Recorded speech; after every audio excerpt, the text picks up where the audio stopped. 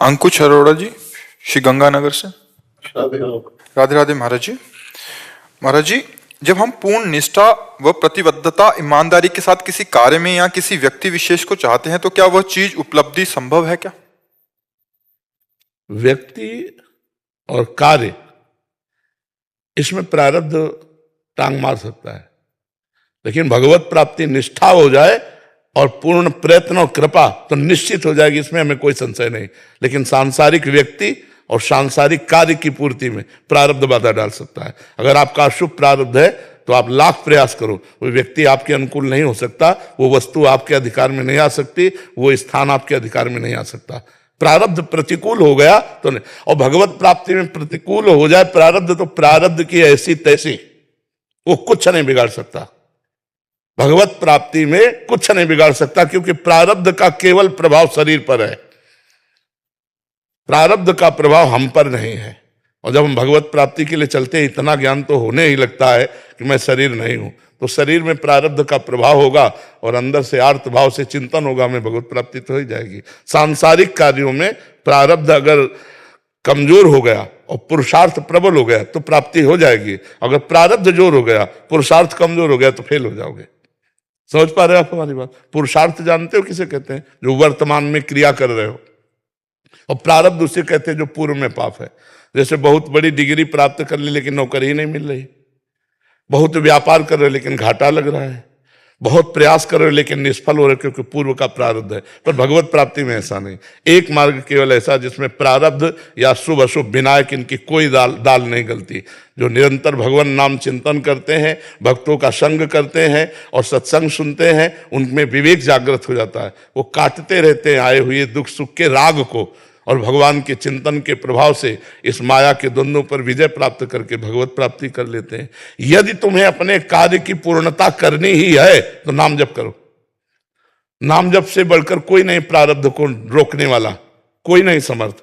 नाम जप करोगे, प्रारब्ध ऐसे रुका रहेगा जैसे तटस्थ भूमि समुद्र को रोक लेती है। नहीं तो प्रारब्ध बहुत बलवान होता है।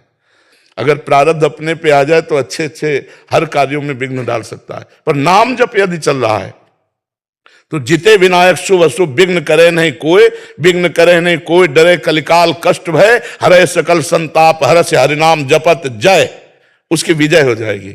यदि नाम जप चल रहा है तो विजय। अगर नाम जप नहीं तो फिर प्रारब्ध तो मिट्टिया मिट कर सकता है। इसलिए हम ये फाइनल में नहीं कह सकते कि आप कर्म निष्ठावान हैं, आप बड़ी सच्चाई से कर्म करते हैं तो आप सफलता ही प्राप्त करेंगे। नहीं, अगर आपका पूर्व का प्रारब्ध प्रबल है तो असफल कर देगा। अगर वर्तमान का पुरुषार्थ भगवान के भजन से जुड़ जाए तो प्रारब्ध की धज्जियां उड़ा देगा।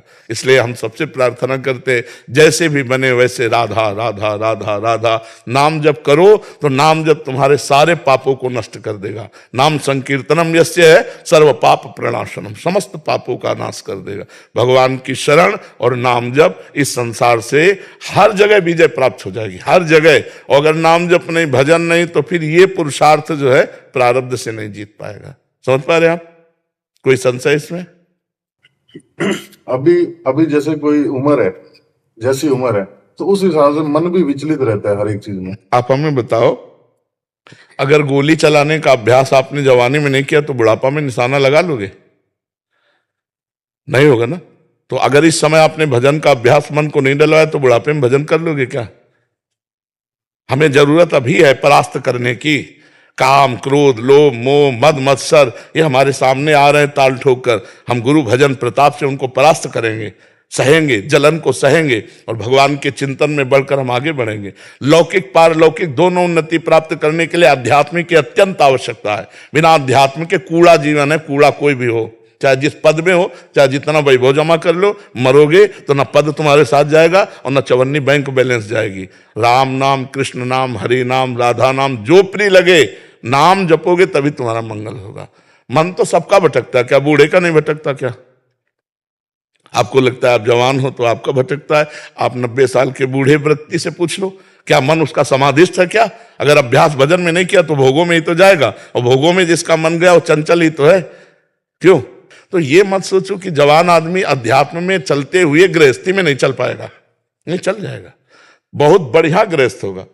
आप अपने कर्तव्य को पूजा समझो, राधा राधा नाम जप करो, किसी का अमंगल न करो, इससे बड़ी कोई पूजा नहीं। सब कुछ, चाहे व्यापार करो, चाहे नौकरी करो, जो चाहो करो, भगवान की पूजा मानकर अपने कर्तव्य को करो, नाम जप करो, किसी का अहित अमंगल न करो, बहुत बड़े भगत हो आप।